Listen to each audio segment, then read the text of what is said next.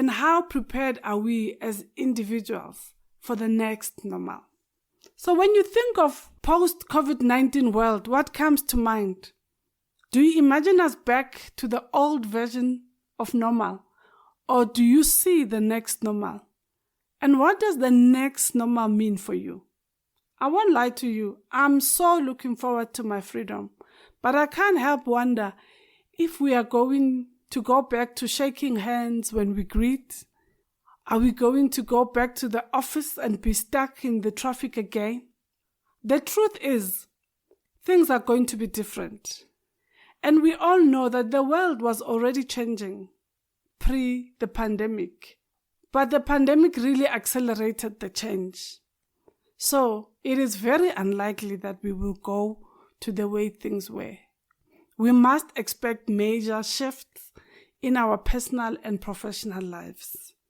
We're already seeing a shift based on the lessons we've learned throughout the pandemic.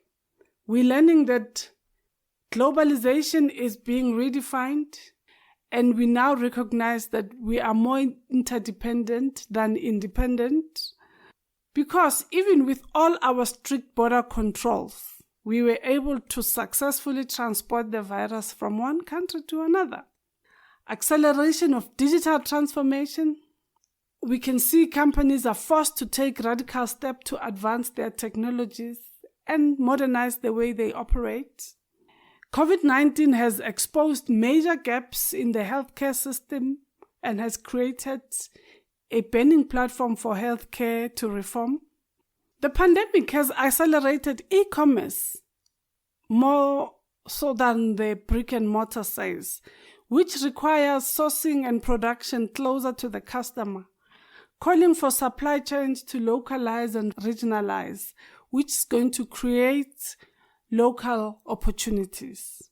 People are realizing that life is too short and they should not devote time to careers or businesses that do not get them pleasure, which has led to a lot of startups.